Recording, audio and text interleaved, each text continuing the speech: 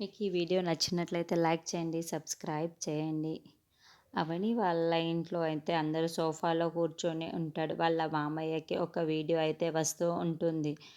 శ్రీకర్, నీకు నీ శ్రేయకి పెళ్లి చేసే బాధ్యత నాది. అందరినీ ఒప్పించి మీ ఇద్దరిని నేను పెళ్లి చేస్తాను కదా! ఆ బాధ్యత నాది కదా శ్రీకర్ అనేసి అవని అంటూ ఉంటుంది. ఆ మాటలు వినగానే అక్కడున్న వాళ్ళ మామయ్య మాత్రం ఒక్కసారికి షాక్ అయిపోతూ ఇంతలో అక్కడున్న పల్లవి మాత్రం యెస్! ఇదే కదా నాకు కావాల్సింది. ఇప్పుడు ఏం జరుగుతుందో చూడాలి ఈ ఇంట్లో అని అనుకుంటూ ఉంటుంది. ఇంతలో అవని మాత్రం ఇంటికి వస్తూ ఉంటుంది. అది చూడగానే అక్కడున్న వాళ్ళ మామయ్య మాత్రం ఆగు అవని ఎక్కడి నుండి వస్తున్నావు అని అడుగుతూ అంటాడు.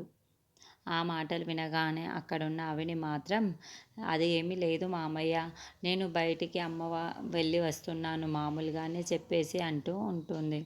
అవునా, బయటికి వెళ్ళి వస్తున్నావా? నిజం చెప్పు, ఎక్కడికి వెళ్ళి వస్తున్నావు అని మళ్ళీ అడుగుతూ ఉంటాడు. ఆ మాటలు వినగానే అక్కడున్న వాళ్ళ ఆయన కూడా అవని నాన్న అడుగుతున్నాడు కదా, నువ్వు చెప్పాలి కదా, చెప్పు, ఎక్కడికి వెళ్ళి వస్తున్నావు, నిజం చెప్పు అని అడుగుతూ ఉంటాడు. ఆ మాటలు వినగానే అక్కడున్న అవిని మాత్రం అదే మామయ్య, మన గవర్నమెంట్ ఫ్యాక్టరీకి వెళ్ళి వస్తున్నాను అని చెప్పేసి అంటూ ఉంటుంది. ఆ మాటలు వినగానే అక్కడున్న వాళ్ళ మామయ్యకి చాలా కోపం వచ్చేసి, ఏంటి ఆ గవర్నమెంట్ ఆఫీస్ ఆ శ్రేయ వాళ్ళ ఇంట్లో ఉందా ఏమైనా?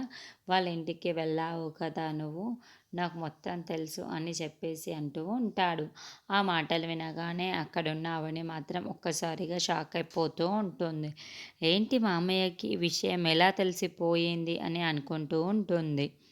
ఇంతలో అక్కడున్న వాళ్ళ మామయ్య మాత్రం నిన్ను నా కూతుర్ల కంటే ఎక్కువగా చూశాను. నా కోడలు అయినా సరే నిన్ను నా కూతురు కంటే చాలా బాగా చూసుకున్నాను. నువ్వు నాకు అందుకు సరైన బుద్ధి చెప్తున్నావు అని చెప్పేసి తిరుగుతూ ఉంటాడు.